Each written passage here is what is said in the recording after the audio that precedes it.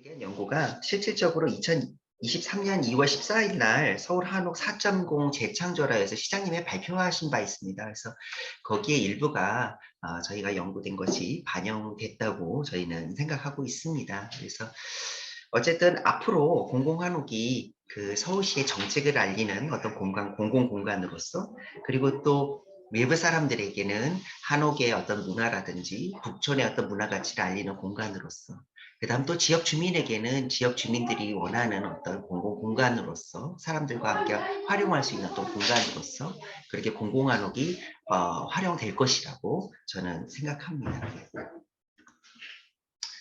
일단은 내용에 대해서 발전 방향에 대해서 말씀하기에 앞서서 공공한옥이 어떠한 정책적으로 길을 걸었는가에 대해서 서울시 한옥 정책하고 연계시켜서 소개 먼저 드리는 것이 좋을 것 같아서 먼저 말씀드리도록 하겠습니다.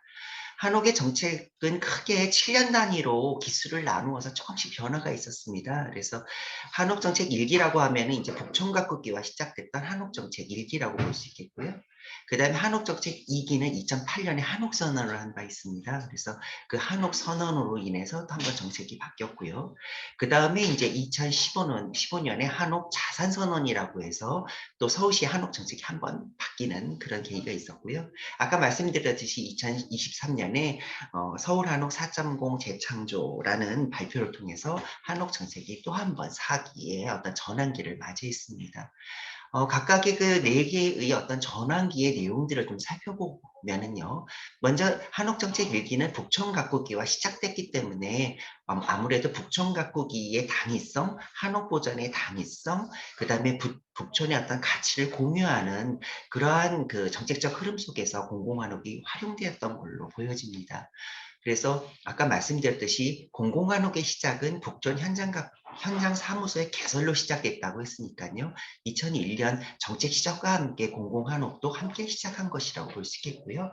그 다음 그 정책 1기의 한옥정책 1기 어떤 흐름 속에서 북촌 문화센터 바로 이곳이 문화센터로 또 개방이 되었습니다. 그다음 그 외에도 공방이나 게스트하우스 등 다양한 문화체험 공간으로 활용되는 어떤 공간으로서 공공한옥이 활용됐고요.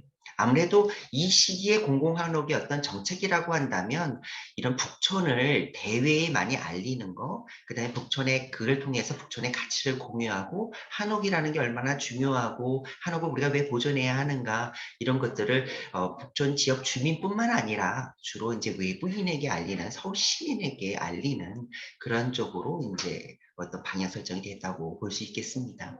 그렇게 하다가 이제 2008년 한옥 선언으로 인해서 한옥 정책도 한번 변화를 맞이하게 됩니다. 한옥정책 1기 때 북촌 가꾸기의 성공으로 인해서 좀 북촌이 한정됐던 한옥 정책을 4대만 안으로 좀 확장시켰으면 좋겠다라는 요구사항이 있었습니다. 그래서 한옥선언, 2008년 한옥선언에서는 북촌뿐만 아니라 서촌이라든지 아니면은 뭐 인사동이라든지 아니면은 또 도남문로 주변이라든지 이런 주변 지역으로 한옥 정책이 좀 더 확장이 됐고요. 그 다음에 주로 이제 정책 1기에서는 아까 말씀드렸듯이 북촌의 가치를 사람들에게 알리기 위한 목적으로 공공한옥이 활용되다 보니까 대체적으로 이제 문화시설이라든지 대외 어떤 지역 주민들보다는 어떤 시민들을 위한 공간으로 많이 활용된 바 있습니다. 근데 이제 한옥정책 2기에 들어가면서 이제 북촌이라는 그 자체 커뮤니티에 한번 관심을 갖게 되었습니다. 그래서 그런 커뮤니티의 어떤 초점에 맞춰지면서 지역 주민들을 위한 공간으로 좀 필요하지 않을까. 그런 공간으로서 공공한옥이 좀 활용될 수 있지 않을까라는 생각이 들어서 그런 생각 때문에 한옥정책 2기에서는 공공한옥이 이제 대외적인 어떤 문화시설뿐만 아니라 지역 주민을 위한 어떤 주민 지원 시설로 활용되는 어떤 전기를 맞이하는 계기라고 할 수 있겠습니다. 물론 한옥정책 2기 때는 그 대체적으로 그 초점이 한양 도성 안에만 맞춰졌지만 이때 또 참고로 말씀드렸다면 은평 한옥도 또한 시작된 그러한 시기라고 볼 수 있겠습니다. 물론 본격적으로 시작된 것은 한옥정책 3기이지만 어쨌든 은평 한옥이 검토됐던 것도 또한 한옥정책 2기였다고 말씀드릴 수 있겠습니다. 한옥 정책 3기 2015년 한옥 자산 선언으로 인해서 한옥 정책이 또 한 번 변화를 맞이하게 되는데요. 한옥 정책 1기와 2기는 주로 한옥 마을, 그 다음에 한옥이라는 공간의 어떤 중요성, 그래서 이 공간을 어떻게 보존해야 할까 했던 물리적인 어떤 부분에 초점이 맞춰졌다면, 한옥 3기부터서는 물리적인 것보다는 우리가 하나의 그 문화로서 한옥에서의 어떤 거주 문화로 즐길 수 있는 방안은 없을까라는 부분에서 이제 포커스가 맞춰졌던 어떤 시기라고 볼 수 있겠습니다. 어떻게 보면 물리적인 보호 대상에서 하나의 공간, 삶의 공간으로서 우리가 좀 더 포커스를 맞춰본 그런 시기라고 볼 수 있겠습니다. 그래서 이 시기의 어떤 특징적인 어떤 정책이라고 본다면 서울 시민을 위한 주거 시설로서의 공공한옥을 임대하기 시작합니다. 그래서 사실은 뭐 이런 공공한옥을 임대하기 위한 어떤 배경으로는 몇 가지 좀 에피소드가 있긴 있습니다. 사실 한옥 정책의 1기, 2기의 성공으로 인해서 북촌도 그렇고 인사동도 그렇고 서촌도 그렇고 사실은 젠트리피케이션이 많은 문제로서 부각되게 되었습니다. 그러니까 그 지역의 물리적인 환경이 좋아지면서 거기에 대해 사람들이 관심을 갖고 있는 사람들이 오다 보니까 그 지역이 갖고 있는 커뮤니티, 한옥 마을이라는 커뮤니티가 갖고 있는 공유 어떤 독특한 특성들이 좀 와해되는 이런 어려움이 있었습니다. 문제가 있었습니다. 그래서 이런 문제를 해결하기 위한 방법으로 어떤 것이 있을까? 한번 한옥에 살고 싶어 하는 사람들이 직접 한옥에 한번 거주하면서 이런 커뮤니티의 가치에 대해서 생각하게 된다면 어떻게 보면은 젠트리피케이션에 대한 어떤 문제점도 함께 고민해 볼 수 있지 않을까라는 생각에서 뭐 공공한옥 임대 정책이 시작되었습니다. 물론 이러한 정책의 내용이 사실은 젠트리피케이션이라는 어떤 큰 흐름에 대해서 어떤 직접적인 대응을 할 수 있거나 이런 것들은 또 다른 문제이고요. 어떻게 보면 공공한옥이라는 공공한옥 임대를 통해서 이런 한옥의 어떤 주거하고 거주 문화로서의 한옥과 그다음에 커뮤니티의 가치를 좀 공유하자라는 어떤 측면에서의 방법, 직접적인 어떤 해결 방법보다는 간접적인 어떤 해결 방법으로 이해해 주시면 감사할 것 같습니다. 그 다음, 또 이 한옥정책 3기 때는 큰 어떤 국면이 하나 있었습니다. 전 세계적인 국면이라고 할 수도 있겠는데요. 저희가 2021년인가요?부터 코로나 사태를 맞이하게 됐습니다. 그렇게 하면서, 코로나 사태로 인해서 공공한옥에 대한 방법도, 활용 방법도 이제는 전환기를 맞이하게 됐습니다. 지금까지 주로 한옥정책 1기와 2기의 공공한옥 정책은 직접적으로 체험하고 경험하고 이런 것들이었는데요. 코로나 사태로 인해서 거리두기 조치가 시행되면서 이런 직접적인 어떤 체험이 어렵게 됐습니다. 그래서 비대면 프로그램들이 이제 시작이 됐고요. 저희가 한 3년 정도 지나다 보니까 이제 비대면도 어느 정도 정착이 되고 해서 이제 한옥정책 4기에서는 비대면과 대면이 함께 조화될 수 있는 방향으로 발전될 것 같습니다. 그다음 또 하나 한옥정책 3기의 또 하나 특징은 건축자산법의 시행이라고 볼 수 있겠습니다. 그래서 옛날에는 한옥정책이 주로 서울시 조례로 진행됐습니다. 2001년에 북촌 가꾸기를 시작하면서 그때 제대로 된 법령이 없었습니다. 그래서 서울시가 갖고 있는 조례를 통해 가지고 한옥 보전이 이루어지다가 이제 2015년에 건축자산법이 통과를 되면서 이제 국가적인 차원에서 국가법 차원에서 중앙법 차원에서 이제 한옥 정책을 다루게 됐습니다. 그렇게 하다 보니까 서울시가 자체적으로 갖고 있는 조례도 국가법에 건축자산법에 맞춰서 시행이 돼야 할 그런 필요성이 있어서요. 한옥 정책 3기에서는 조례가 폐지가 되고 건축자산법과 서로 통합되는 이러한 변화가 또 있었습니다. 그 다음에 이제 최근에 2014년에 2월 14일, 죄송합니다. 2023년 2월 14일에 시장님께서 서울 한옥 4.0 재창조를 발표를 하셨습니다. 한옥정책 4기 2023년에는 주로 한옥의 현대화, 일상화, 세계화에 좀 초점이 맞춰진 것 같습니다. 지금까지 한옥정책 1기, 2기, 3기의 한옥은 주로 전통적인 한옥, 주거용 한옥에 좀 집중되어 있는 부분이 있었었는데요. 한옥정책 4기에 들어가면서 근대 한옥, 한옥을 근대적으로 재해석한 현대적인 한옥, 이런 것도 한옥의 범주 안에 우리가 넣어서 관리할 필요가 있지 않을까라는 측면에서 한옥 현대화가 시작됐고요. 그 다음에 이제 한옥의 일상화, 어떻게 보면 한옥에서 생활하는 것이 우리가 일상화 될 수 있도록 그런 프로그램들을 마련해 보자라는 것들이 한옥의 일상화. 그 다음에 이제 K컬처가 지금 굉장히 세계적으로 각광을 받고 있는데요.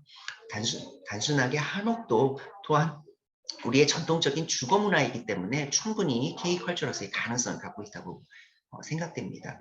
그래서 이런 한옥의 전통적인 문화가 세계화될 수 있는 방향으로 한옥을 활용될 수 있도록 공공한옥도 그렇게 활용되어야지 않을까라는 것들이 이제 한옥 정책 4기의 어떤 내용이라고 볼 수 있겠습니다. 그래서 그 공공한옥 중에 아마 일부가 외국인들이 한옥 문화를 체험할 수 있는 글로벌 라운지로 조성될 예정인 것 같습니다. 물론 지금도 이제 몇몇 그 공공한옥 중에 공간을 개방해서 사람들이 안을 들여다볼 수 있도록 하는 그런 공간을 활용되고 있지만 아마 4기에는 이러한 그 보다 적극적으로 특히 외국인을 위해서 이런 공간이 활용될 것으로 생각됩니다.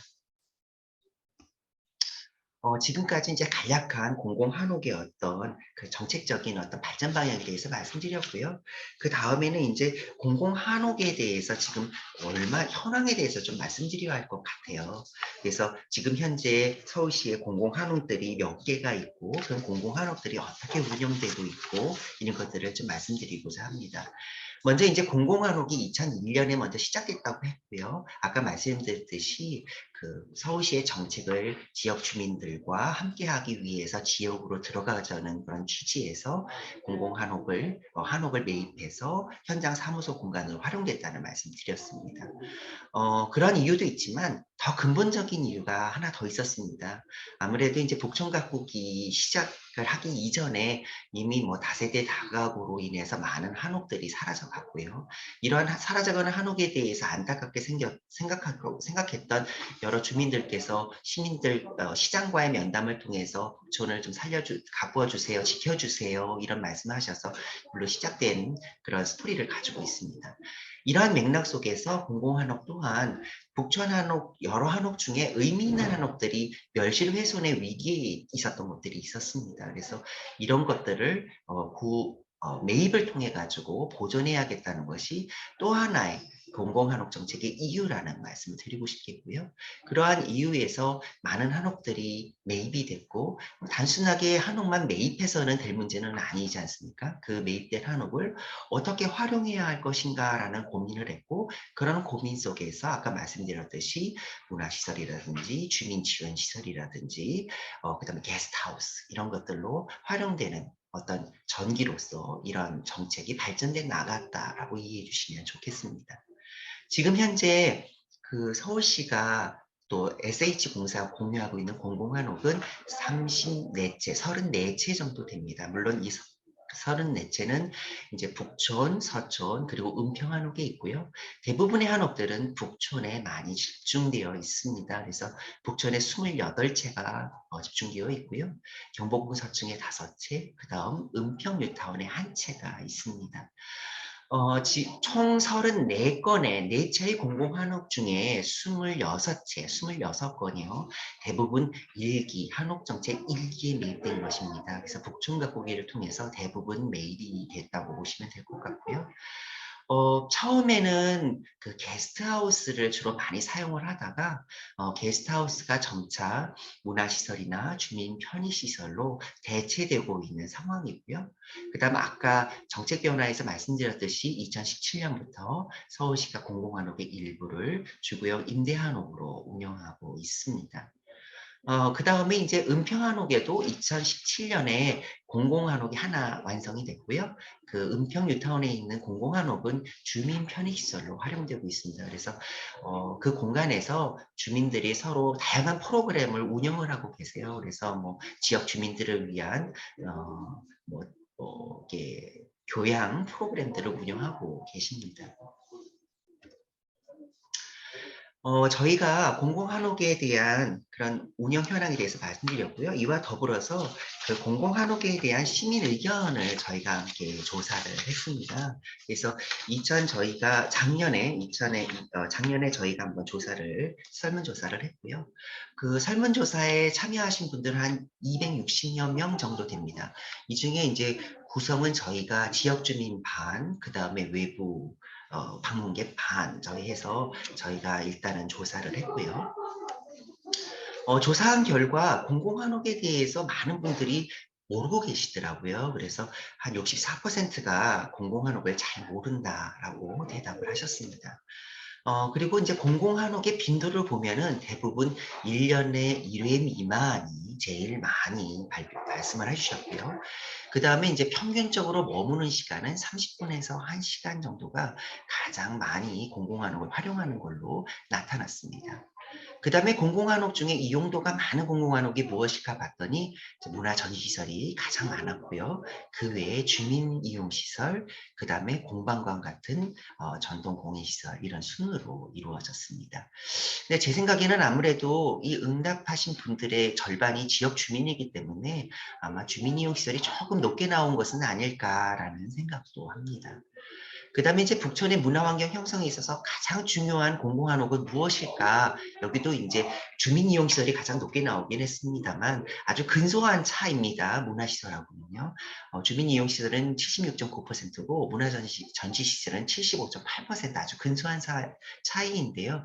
이 역시도 마찬가지로 설문에 응했던 분들이 주로 지역 주민이 많았기 때문에 아마 주민이용시설이 가장 중요하다고 말씀하신 건 아닐까? 조심스럽게 제가 말씀드려야 될 것 같습니다. 그래서 아무래도 공공한옥이 중요한 것은 주민이용시설도 중요하지만 문화시설 또한 굉장히 중요하고 또 문화시설이 그만큼 또 북촌의 그 한옥에 대한 중요성을 인식시키는 데 많은 도움이 주지 않았는가라는 생각이 들고요. 그 다음에 또한 추가 확충이 필요한 시설은 문화 전시시설이 굉장히 필요하다라는 걸로 저희가 조사되었습니다. 지금까지 이제 공공한옥에 대한 개략적인 내용 말씀드렸고요. 공공한옥이 2001년 시작됐고 지금이 2023년이니까 거의 20년이 넘었습니다. 이런 공공한옥들이 과연 어떠한 그 파급 효과를 가지고 왔을까? 저희가 사회, 경제, 문화적 파급 효과를 저희가 한번 분석해 봤습니다. 사회적인 파급 효과는 저희가 주로 이제 신문을 가지고 저희가 텍스트 마이닝이라는 기법을 좀 써서 구분을 했고요. 조사를 했고요. 그 다음에 이제 경제적인 파급 효과는 산업 연관 분석이라고 해서 주로 한국은행에서 만들어내는 산업 연관표가 있습니다. 그래서 산업 연관표를 바탕으로 해서 산업 연관 분석을 했습니다. 산업 연관 분석은 주로 경제성 파급 효과를 파악하는 데 주로 대표적으로 많이 쓰는 그런 방법론이라고 말씀드릴 수 있겠고요. 근데 문화적 파급 효과로서는 이제 문체부에서 내놓은 문화영향 평가라는 방법론이 있습니다. 그래서 문화영향 평가를 통해서 저희가 각각의 파급 효과를 분석을 했습니다. 먼저 이제 그 공공한옥의 사회적 파급 효과에 대한 말씀드리겠습니다. 전국 일간지하고요 방송사의 기사를 대상으로 해서 저희가 2000년 1월부터 2022년 7월까지 공공한옥에 대한 기사를 검색했습니다. 죄송합니다. 여기 약간 오타가 있네요. 2001년 1월입니다. 왜냐하면은 북촌각기 시작된 것이 2001년이기 때문에 저희가 2001년부터 2022년까지 기사를 검색을 했고요. 저희가 그 기사 검색한 내용을 바탕으로 해서 저희가 키워드 분석을 했고 그 키워드, 텍스트 마이닝의 키워드 분석을 했고 그 키워드 분석의 어떤 빈도수, 단어의 어떤 빈도수를 저희가 조사를 했습니다. 일단은 저희가 공공한옥과 관련된 기사가 20여 년 동안 관련된 기사가 372건 정도의 기사가 있었고요. 그 중에서 공공한옥과 관련된 단어들을 추출해 보니까 한 5천 단어가 있었고요. 여기서 아까 말씀드렸듯이 각 단어별로 키워드 분석을 했습니다. 분석 결과 살펴보니까 문화와 관련된 것들이 상당히 많이 나왔어요. 문화와 관련된 키워드가 한 550회 정도, 550여 회 정도 나왔고요. 그 다음에 지역 주민의 어떤 시설이다 이런 주민과 관련된 부분들이 520여 건.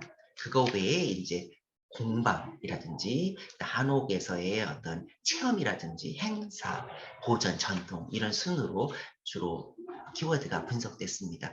대체적으로 보면은 주로 문화와 체험과 관련된 부분들이 상당 부분을 키워드에서 차지하고 있는 것을 저희가 분석할 수 있었습니다.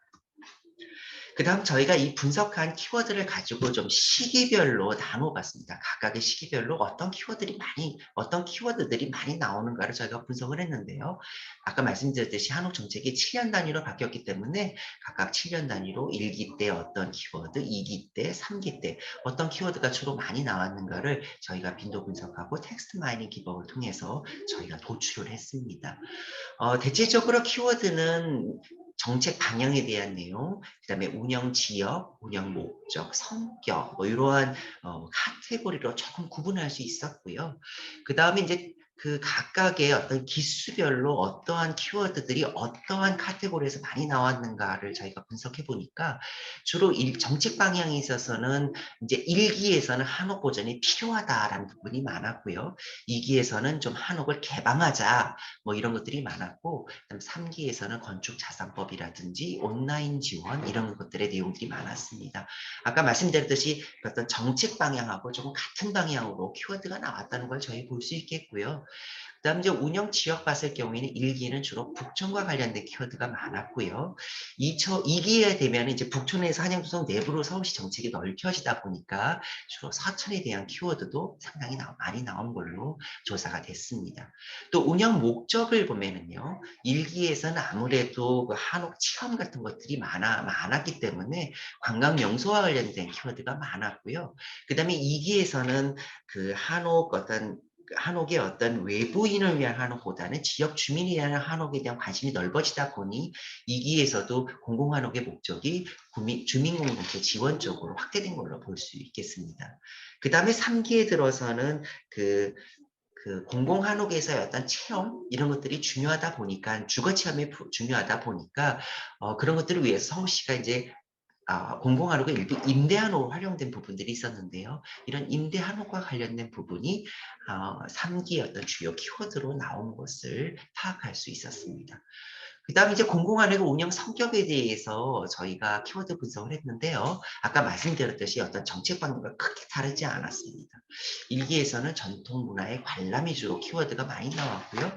2기에서는 전통 문화의 체험, 그다음 3기에서는 전통 문화의 참여라는 그런 키워드가 많았습니다. 다만 우리가 여기서 주목해야 할 것은 기수가 변화하면서 운영의 성격이 주로 관람이라는 제3자의 개념에서 3기로 가면 참여라는 즉 1인칭의 어떤 1인자로서 참여자로서의 어떤 관점이라고 할까요? 3자에서 당사자로서 이렇게 변화하고 있다라는 것들을 주목해 볼 수 있는 것이 굉장히 어떤 우리가 주목해서 봐야 할 부분이 아닐까라는 생각이 듭니다. 다음은 이제 경제적인 파급 효과입니다. 그래서 사실은 경제적인 파급 효과는 저희가 봤더니 대체적으로 투입에 비해서 한 2.7배의 어떤 생산 유발 효과를 가지고 왔다. 그리고 또 부가가치 유발 효과도 한 315억, 그 다음에 취업의 유발 효과도 한 363명 정도 발생된 걸로 추산이 되었습니다. 실제치는 아니고요. 아까 말씀드렸듯이 한국은행에서 내놓은 산업연관표를 가지고 저희가 분석하였기 때문에 이건 추정치라고 이해하시면 좋을 것 같습니다. 여기서 우리가 봐야 할 부분이 뭐냐면요. 어떠한 부분의 생산 유발 효과가 컸느냐라는 부분인데요. 아무래도 공공한옥을 매입하고 리모델링하다 보니까 부동산 관련 부분에서의 유발 효과가 많이 크게 나왔던 걸로 보여집니다. 그 다음 소프트웨어 쪽에서는 보시는 바와 같이 예술, 스포츠, 여가 관련 서비스 어떻게 보면은 문화시설로 활용하는 과정에서 생산 유발 효과가 상당히 많이 나온 것을 저희가 파악할 수 있었고요.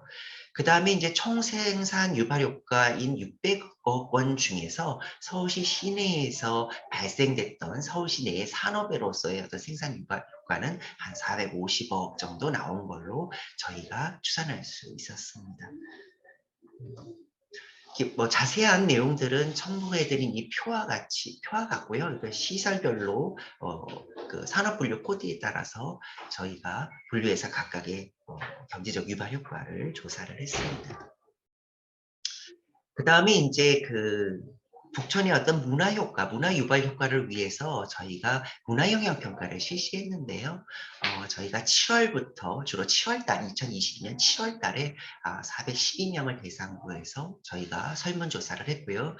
그 설문조사를 바탕으로 해서 저희가 문화 영향 평가 지표를 에 대한 그런 내용들을 저희가 평가 영향 지표를 바탕으로 해서 문화 영향의 파급 효과를 저희가 조사를 했습니다.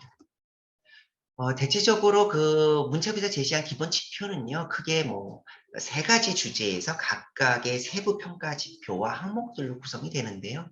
일단은 크게 평가 영역을 본다면 문화 기본권, 문화 정체성, 문화 발전과 관련된 부분들이 이제 핵심 어떤 영역이라고 볼 수 있고요. 그 문화 기본권에서 문화 향유 영향이 미치는 어떤 지표, 그다음 표현 및 참여에 미치는 지표, 그다음 문화 정체성 분야에서는 문화유산에 미치는 영향. 여기서 문화유산이라고 하는 것은 북촌이라는 어떤 문화재적 가치로 봤습니다. 그다음에 이제 공동체에 미치는 영향. 그다음 문화 발전 쪽에서는 문화 다양성에 미치는 영향과 창의성에 미치는 영향. 이런 것들을 지표로 해서 그 지표별로 또 각각의 항목을 내서 저희가 항목별로 5점 척도로 그 영향을 평가를 했습니다. 평가를 저희가 보니까요, 대체적으로 시설 접근 용이성에 대한 평가 지표는 가장 높았고요. 시민 참여에 대한 부분은 조금 많이 낮았던 걸로 조사가 됐습니다. 각각의 이제 평가 지표별로 저희가 만족도를 봤을 때는요, 문화 향유에 대한 부분들이 굉장히 높게 나타났습니다. 그 다음으로 이제 문화유산으로서의 북촌의 가치를 느꼈다라는 부분이 다음이고요.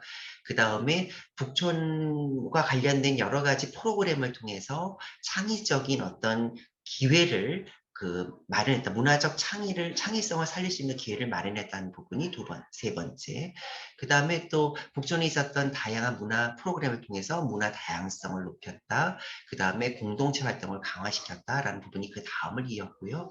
가장 좀 나빴던 부분이 이제 북촌 공공환원에 대한 정책 중에서 정책에 대한 표현이나 참여라는 것들이 조금 부족했다라는 부분들이 낮았던 부분으로 나타났습니다. 그 다음에 이제 지표별로 평가 항목들을 저희가 살펴보니까요. 시설 접근 용이성이 가장 높게 나왔고요. 그 다음에는 북촌 문화의 가치 향상, 그 다음에 문화 다양성의 기여, 이런 것들이 만족도가 높은 걸로 나왔고요. 그 다음에 평가 지표 항목 중에서요. 가장 만족도가 낮았던 것은 아까 지표 만족도에서 마찬가지로 시민 참여 정도가 좀 굉장히 낮았다. 그러니까 열심히 서울시가 공공환목을 통해서 다양한 문화 프로그램을 운영했지만 그거에 대해서 시민의 어떤 의견이 제대로 반영되지 못하고 있는 것은 아닌가, 이런 것들에 대한 만족도가 굉장히 낮았던 걸로 나타났고요. 이 외에 이제 맞춤형 서비스 제공이 좀 필요하지 않겠는가. 보편적인, 뒤에서 다시 말씀드리겠지만 대부분 서울 시민들을 위한 보편적인 어떤 문화 서비스를 제공하고 있는 것은 맞지만 좀 거기에 어린이라든지 아니면 고령자라든지 외국인을 위한 거라든지 이런 맞춤형에 대한 어떤 차별에 대한 서비스가 부족하지 않았는가, 이런 것들이 좀 나왔습니다. 그 외에 또 예술적 교류 형성, 다양한 문화 프로그램 통해서 다양한 예술가들이 참여를 하고 있는데요.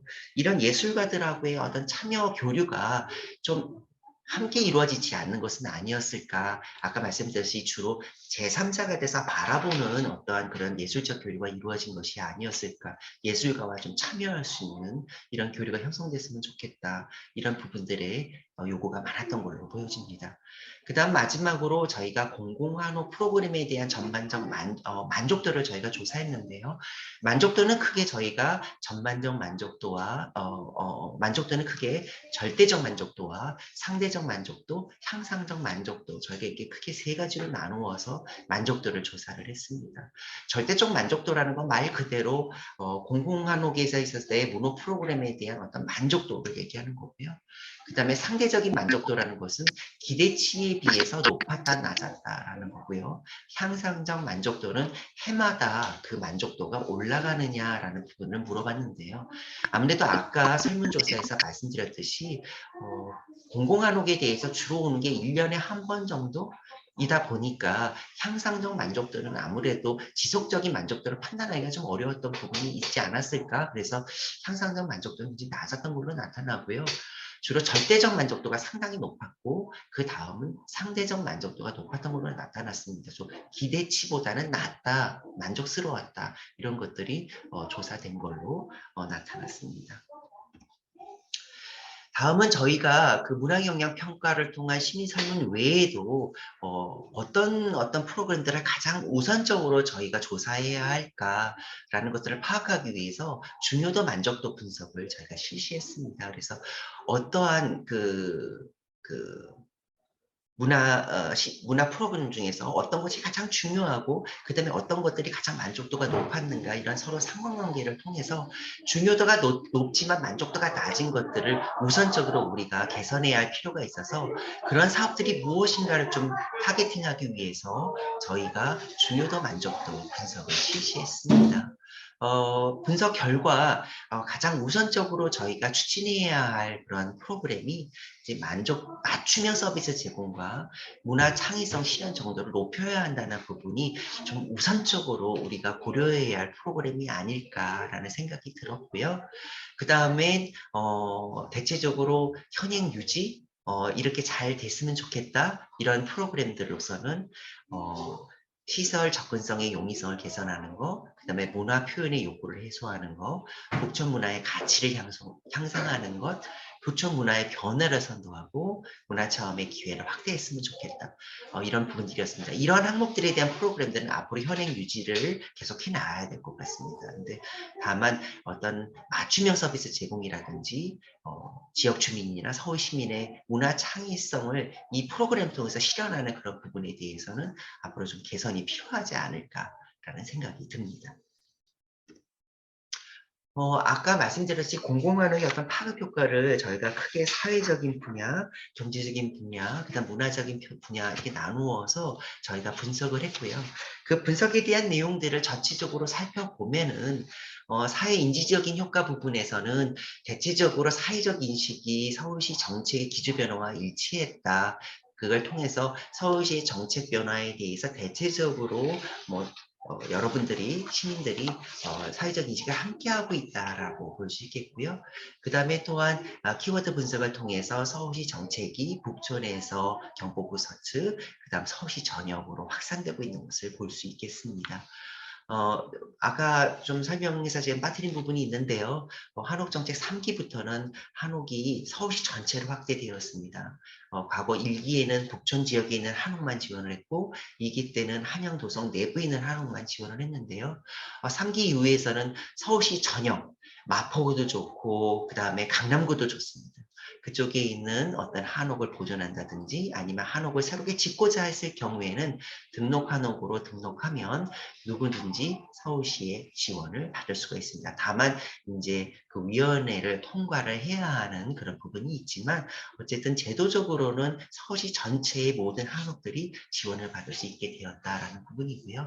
그 다음에 지원의 내용도 간접적인 문화체험에서 직접적인 참여로 확대되고 있음을 저희가 사회적 인지 효과를 통해서 저희가 살펴볼 수 있었고요.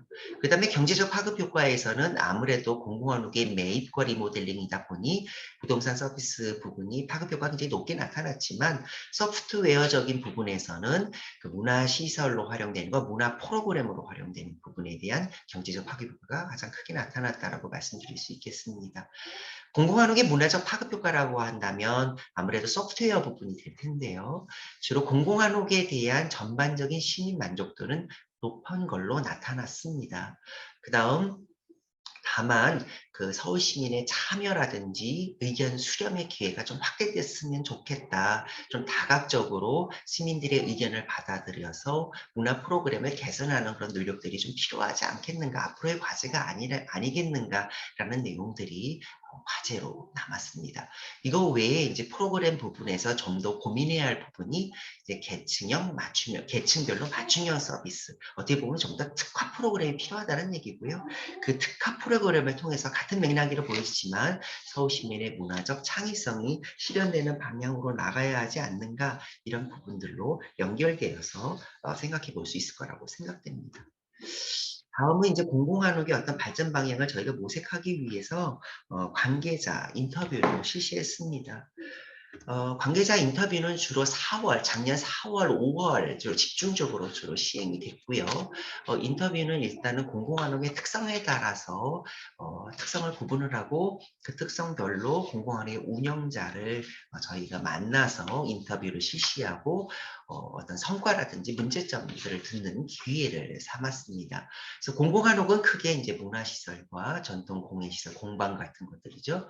그다음에 주민 편의시설, 주거 체험시설. 주거 체험시설은 이제 어떻게 보면 이제 아까 얘기했듯이 주거용 임대 한옥에 있는 분들, 이런 분들을 대상으로 저희가 인터뷰를 진행했고 각각의 문제점을 한번 들어봤습니다. 먼저 이제 북촌 문화센터 같은 경우에는 저희가 이제 남영우 사무국장님을 만났는데요. 사실 뭐 북촌 문화센터가 이 북촌의 어떤 문화적인 환경에 기여한 바 굉장히 큰 거는 맞습니다만, 아무래도 이 북촌 내에서의 어떤 문화 프로그램들이 문화 그 주체별로, 이 문화 프로그램 운영하는 주체별로 좀 각기 제각기 운영되다 보니까 좀 통합적인 어떤 운영 프로그램이 운영되지 못해서 프로그램의 시너지 효과를 높이기에 좀 한계가 있어서 이거를 통합적으로 운영할 수 있는 방안이 좀 모색됐으면 좋겠다, 이런 말씀하셨고요. 근데 이제 금박연의 이제 어떤 장인을 만나봤습니다. 그분은 이제 대대로 이제 대를 이어서 이제 금박공예를 하게 됐는데요. 아무래도 이제 금박이라는 것이 왕실에서 주로 수요가 있다 보니까 이러한 양궁 사이에 있는 북촌에서 금박 공예를 시민들에게 알릴 수 있는 이런 기회를 얻게 된 것은 참 좋은 일이라고 생각되지만, 아무래도 이제 10년밖에, 최대 10년밖에 머무를 수 없다 보니까 좀 아쉬움이 있다라는 말씀을 하셨습니다. 사실은 서울시가 공공한옥을 공방으로 활용되는 것도 어떻게 보면은 지역의 전통 공예의 어떤 연속성을 살리기 위한 어떤 방편이 아니었을까라는 생각도 듭니다. 이런 한옥 정책이 성공하다 보니까 젠트리피케이션으로 인해서 북촌에 있었던 많은 공방 운영자들이 다른 곳으로 나갈 수밖에 없는 그런 문제들도 있었습니다. 그래서 이런 것들 해결하기 위해서 공공한옥을 공방으로 활용하고도 있긴 있는데, 아무래도 여러 사람들에게 어떤 공통의 기회를 주다 보려니까 아무래도 시기적인 제한은 어쩔 수 없는 부분이라고 생각은 됩니다. 하지만 좀 이런 분들이 좀 오래 이곳에 남아서 어떤 전통공예의 어떤 공간으로서, 전통 문화의 공간으로서 북촌이 남으려면 이러한 부분에 대한 고민이 필요하지 않을까, 이런 우려 섞인 말씀을 해주셨고요. 그 다음에 저희가 역사가옥, 이제 배령가옥을 저희가 이제 방문을 했는데요.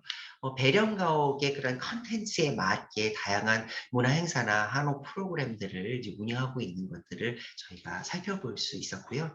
또 나름대로 아까 그 문화영역 평가에서는 이런 어떤 체험이랄까요? 어떻게 보면 이제 그 예술과의 만남이라든지 이런 부분이, 예술가들의 어떤 만남, 이런 것들이 미흡했다, 이런 부분들은 나타나긴 했지만, 나름대로 이런 문화 프로그램, 역사가옥에서 운영하고 있는 문화 프로그램을 통해서 이런 작가와 만나는 어떤 기회를 만들려고는 노력하고 계시는 걸로 보여집니다.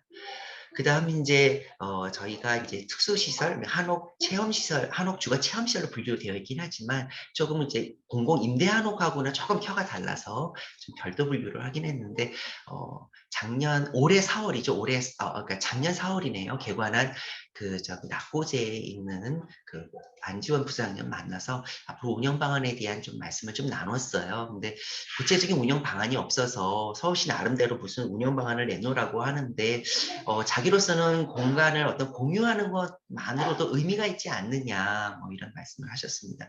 물론 맞는 말인 것 같습니다. 저도 어떻게 보면은 모든 공간을 모든 프로그램을 채워나가는 것이 과연 과연 옳은 것일까라는 어떤 반문을 하게 되고요. 어떻게 보면은 여러 시민들이나 지역 주민을 위해서 하나의 공간쯤은 그냥 열린 개방 공간으로 활용되는 것은 어떨까? 어떻게 보면 우리가 한국화 같은 경우에 이런 여백의이라는 게 있지 않습니까? 그래서 여백의 공간을 마련하는 것도 중요한 어떤 부분이 아닐까라는 생각이 들었습니다.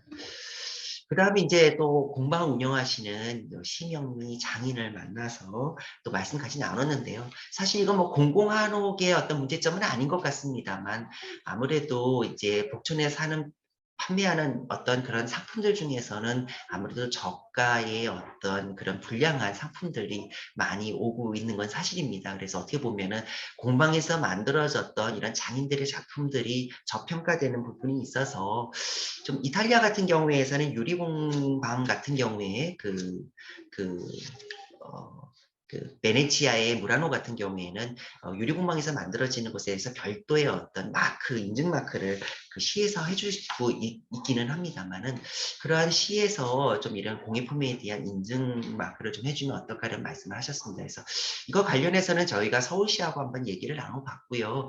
물론 이것과 관련해서는 한옥 정책이 시작된 일기부터 지속적으로 이제 같이 고민을 해봤지만 여러 가지 고민을 하고 있지만 그래도 그 공방에서 나오는 공예품이 아주 소수이다 보니까 인증 마크를 인증하는 데 있어서 약간의 좀 우려도 있고 그다음에 그 스펙트럼도 넓어서 이런 퀄리티의 부분을 어떻게 컨트롤해야 할까 하는 계속해서의 고민 문제라는 말씀을 해주셨습니다.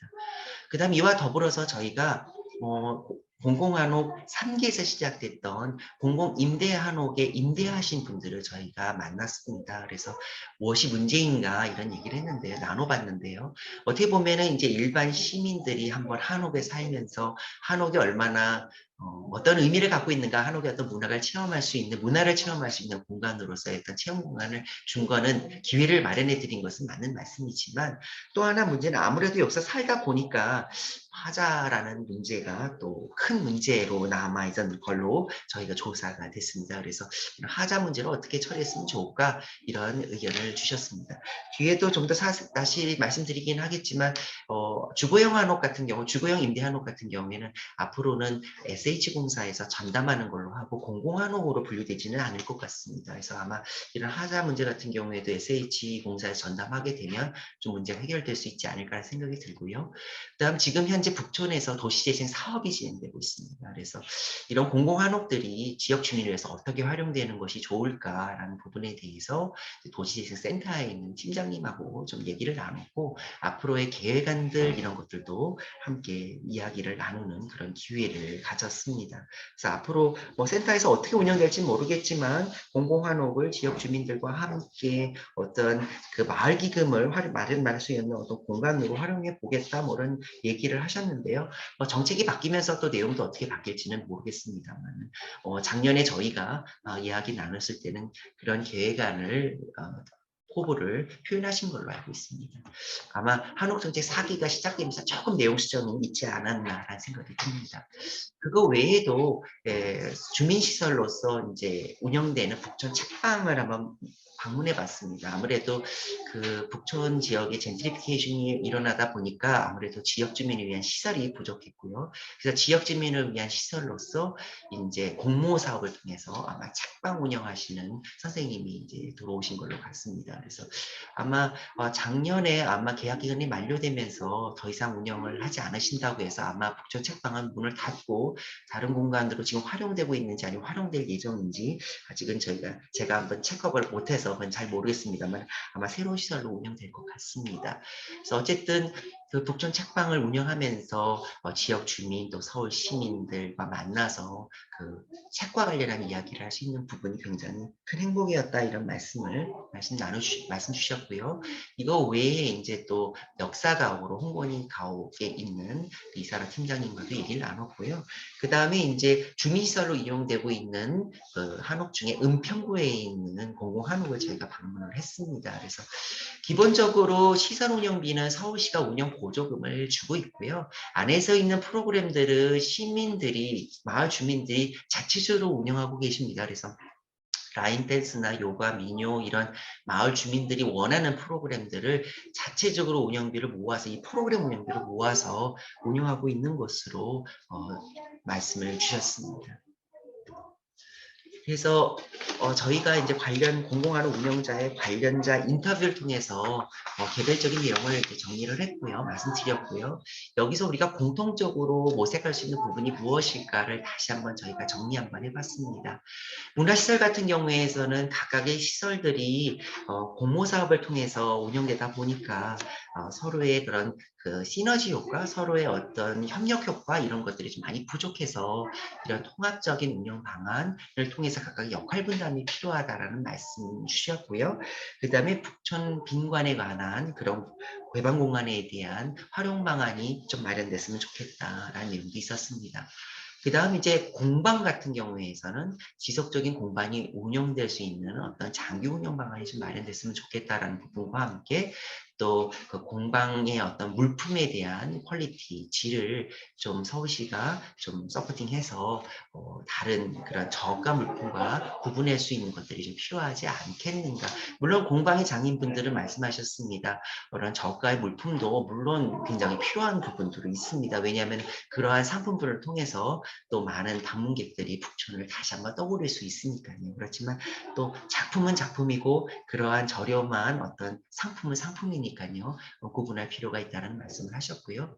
주민 편의시설 같은 경우에는 이제 하자 문제를 주로 말씀을 해주셨고요.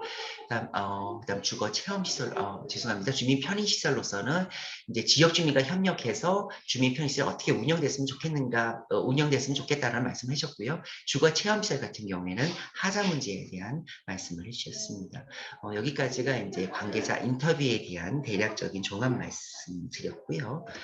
저희가 이렇게 그 공공한옥의 어떤 파급 효과에 대한 어떤 분석과 통계적인 분석과 그 다음에 공공한옥 운영자들을 통한 인터뷰를 통한 어떤 문제점 이런 것들을 서로 종합해서요. 앞으로 공공한옥이 어떻게 풀어나가야 할 것인가 아마 이제 4.0 정책에서 어떻게 풀어나가야 할까 고민해야 할 부분이라고 저는 생각이 듭니다만 한 6가지 문제점을 저희가 도출할 수 있었습니다. 첫 번째는 이제 공공한옥에 대한 낮은 인지도, 공공한옥을 60% 이상이 모른다고 했기 때문에 그런 인지도를 우리가 어떻게 개선해야 할 것인가라는 부분이고요.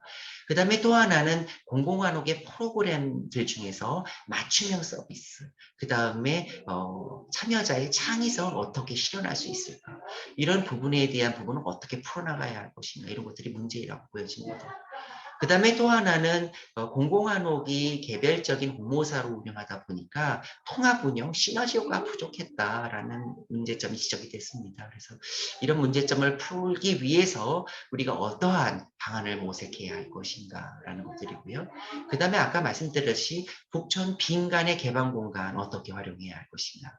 그 다음 북촌의 정체성을 유지하기 위해서 그런 공방으로 활용되고 있는 공공한옥 문제는 어떻게 풀어야 할 것인가. 그 다음에 이제 2017년부터 시작됐죠. 한옥정책 3기에서 일반 시민들도 북촌에서 거주하는 어떤 주거 문화를 체험할 수 있도록 임대한옥을 정책을 이제 마련을 했는데 이런 임대한옥에서 발생되는 하자 문제는 어떻게 풀어야 할 것인가. 이런 6가지 큰 문제점을 가지고 저희가 해법을 모색해 봤습니다. 이런 해법을 모색하기 위해서 구체적인 방안을 마련하기 이전에 작년 11월에 저희가 주민공청회를 했고요. 그 다음에 유튜브를 통해서 함께 주민들, 서울 시민들과 함께 이 문제점에 대해서 공유하는 기회를 마련해 보기도 했었습니다. 그래서 그런 공유한 결과를 저희가 반영을 해서 향후 발전 방안을 한번 제안해 봤습니다.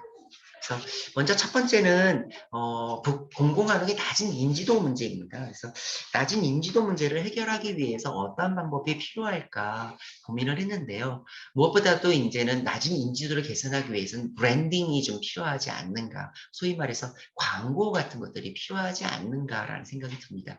좋은 취지에서 20년간 서울시가 공공한옥에 대한 정책을 펼쳤는데도 불구하고 인지도가 굉장히 낮았습니다. 물론 서울시는 나름대로 공공한옥 공공한옥의 어떤 정의가 있습니다. 그래서 서울시 또는 공공기관이 소유하고 있는 공공한옥 중에서 시민들과 함께 그런 한옥의 공공적 가치를 공유하는 공간이라고 이제 공공한옥의 정의를 마련했는데요. 사실 저희가 브랜딩 전문가를 만나서 자문을 받은 말씀에 의하면 그러한 어프로치는 아무래도 서울시의 입장을 대변하는 것이 아닌가. 다분히 서울시의 생각에서 공공한옥을 정의하다 보니까 아무래도 시민들이 인지하는 공공한옥과는 괴리가 있는 것이 아니었는가. 그래서 향후에 공공한옥의 브랜딩도 서울 시민의 눈높이에 서울 시민의 입장에서 브랜딩이 만들어야 할 필요가 있지 않겠냐는 자문을 해주셨습니다. 무엇보다 이제 긍정적으로 보는 것은 서울 공공화로 된 인지도는 낮지만 그럼에도 불구하고 만족도는 굉장히 높은 걸로 나왔습니다. 그래서 이러한 내용들을 기반해서 저희가 봤을 때 브랜딩만 잘한다면 만족도를 좀 더 끌어올릴 수 있지 않을까라는 생각을 해봅니다. 그래서 그런 대표적인 사례로서 따릉이를 한번 생각해 볼 수 있겠는데요. 제일 처음에는 서울 공공자전거 이렇게 시작을 했다가 이제 따릉이로 이름을 바꿨습니다만 아무래도 서울 자전거, 공공자전거라고 했을 때는 좀 느낌이 좀 다르죠. 좀 이게 괴리된 느낌이 있었는데요. 따릉이라고 했을 때는 좀 더 친숙한 어떤 느낌이 오는 것과 마찬가지로 공공한옥도 서울 공공한옥보다는 시민들이 친숙하게 느낄 수 있는 어떤 네임으로 새롭게 브랜딩을 한다면 인지도도 좀 더 높이고 만족도도 끌어올릴 수 있지 않을까라는 생각이 듭니다. 두 번째는 이제 서울 공공한옥에 대한 공공에서 이루어지는 다양한 그 문화 프로그램에 대한 내용들입니다. 아무래도 지금까지의 그 문화 프로그램은 공공한옥의 가치를 서울 시민들과 지역 주민들과 공유하기 위해서 만들어지다 보니까 아무래도 누구나 관심을 갖고 접근하기 쉬운 주제와 난이도로 아마 프로그램을 운영한 걸로 알고 있습니다. 물론 제가 북촌 문화센터에서 운영하는 프로그램 봤습니다. 북촌 문화센터에서 운영하는 프로그램 중에 맞춤형 프로그램이 전혀 없는 것은 아닙니다. 어린이를 위한 프로그램도 있었고요. 그 다음에 또 지역 주민을 위한 프로그램도 있었습니다. 그렇지만 그러한 노력들이 아무래도 미비하다 보니까 아마 이러한 말씀들이 나오지 않았나라는 생각이 듭니다. 그리고 이와 더불어서 아무래도 공공한옥에서 이루어지는 문화 프로그램의 어떤 다양한 어떤 욕구가 올라가는 것은 아닐까라는 좀 생각이 듭니다. 그래서 주제별로 좀 맞춤형 특화 프로그램을 마련하기 위해서는 어떤 접근 방법이 필요할까? 요즘에는 공공 프로그램 같은 경우에도 마케팅 기법이 많이 활용되고 있습니다. 그래서 아마 향후에 공공한옥 프로그램을 마련하는 데 있어서도 이런 마케팅 어프로치가 좀 필요하지 않을까라는 생각이 듭니다. 그래서 어떤 타겟팅할 수 있는 계층을 좀 마련해서 차별할 수 있는 계층을 마련해서 그들의 니즈에 맞게 새로운 어떤 프로그램을 만드는 이런 계층별 맞춤형 프로그램을 운영했을 때 이런 마케팅 프로그램을 적극적으로 좀 활용했으면 좋겠다라는 것을 제안해 드렸습니다. 그 다음에 이제 세 번째는 이제 공공한옥이 아무래도 개별적인 공모 사업으로 이루어지다 보니까 프로그램 내용이 조금 겹치는 부분도 있었고, 그 다음에 서로 시너지 효과를 내지 않는, 그리고 어떻게 보면 대립하는 그런 부분도 있었습니다. 그래서 이런 것들을 통합 운영할 수 있는 방안들이 무엇일까? 제일 좋은 건 공모 사업 하기 이전에 서울시가 종합적인 프로그램을 마련해서 그 프로그램에 맞게 각각 공모 사업을 운영하는 것이 가장 좋은 방법이라고 저는 생각이 드는데 한편으로는 그런 방법이 어떻게 보면 탑다운의 전형이라서 또 우려되는 부분도 또 있습니다. 그래서 이제 그런 문제를 이제 우리가 극복하기 위해서 저희가 그 박물관 같은 경우에 큐레이터가 있지 않습니까? 그래서 이런 서울시 공공한옥 같은 거를 전체적인 하나의 박물관이라고 좀 생각을 하고 이런 큐레이터를 도입하는 방법, 큐레이터가 직접 이 프로그램들을 조율하고 기획하는 이런 방법들을 생각해 볼 수 있지 않을까라는 생각을 해봤습니다. 근데 이제 다만 이 큐레이터의 방법론에 있어서 저희가 봤을 때 크게 두 가지가 있더라고요. 저희가 사례를 한번 분석해 보니까. 그래서 하나는 주도형 큐레이터라고 해서요. 호암 연립에서 주로 사용했던 방법론입니다.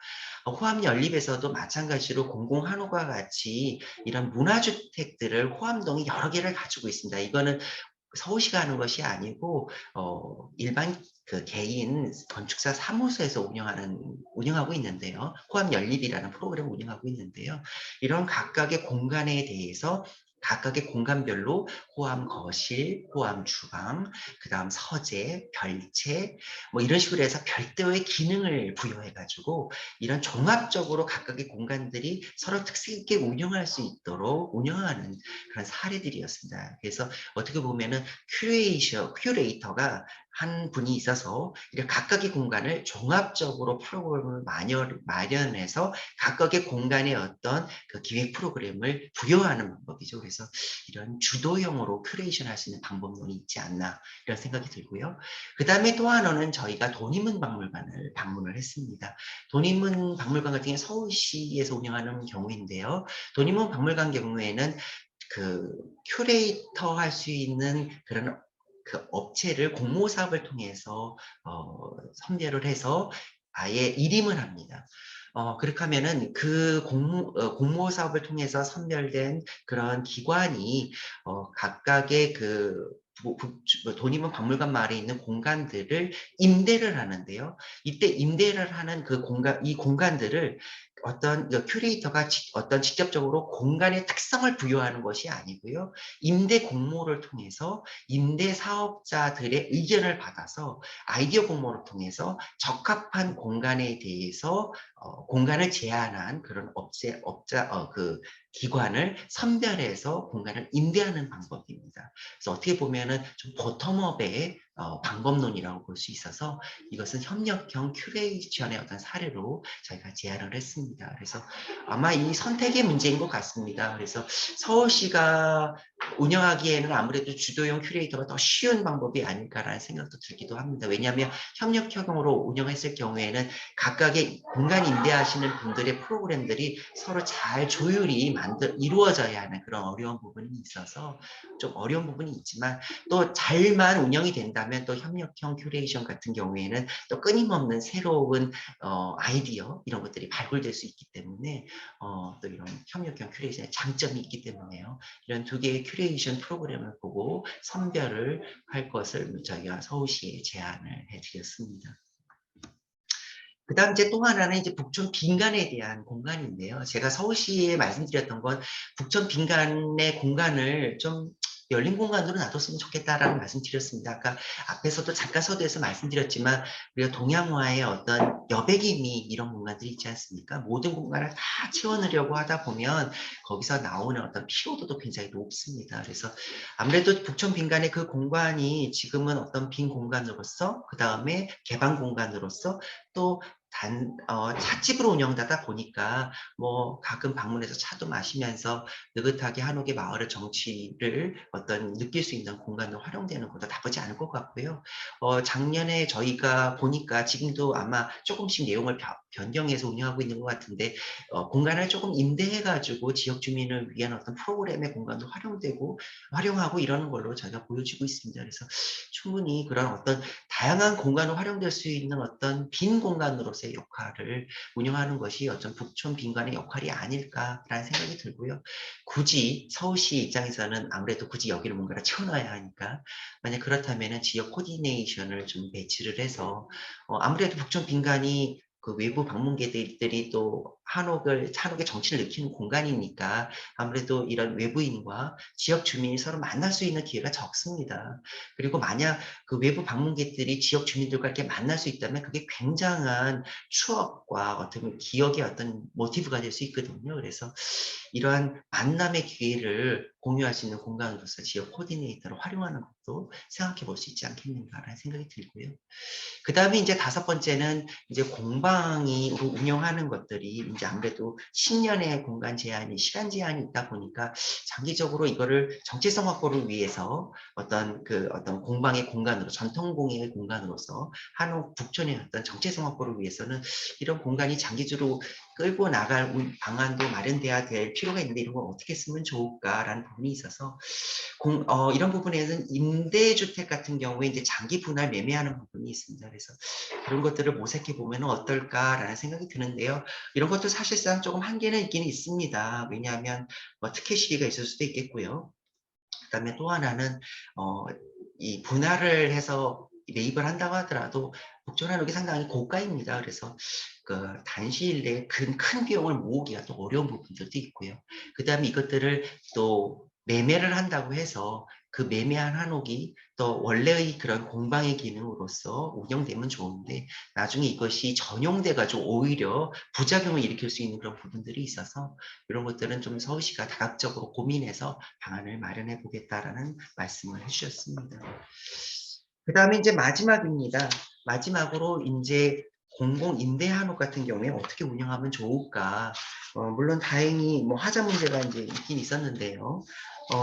다행히 그 SH공사에서 별도로 소규모 주택에 대한 하자 관리 매뉴얼이 있습니다. 그래서 그 매뉴얼을 공공 한옥에 적용하면 될 것 같고, 아까 말씀드렸듯이 올해부터는 이런 공공 임대 한옥의 소유권이 SH공사로 이관될 겁니다. 그래서 더 이상 공공 한옥이 아닌 부분이 있어서 그런 부분에 대해서는 SH공사에서 자체적인 규율에 의해서 운영하지 않을까라는 생각이 듭니다. 그래서 사실은 지루한 얘기를 오랜 장시간 들어주셔서 경청해 주셔서 감사하고요. 어떻게 보면 재미있는 이야기보다는 정책의 이야기는 좀 재미가 없습니다. 그래도 오랜 시간 경청해 주셔서 감사하고요.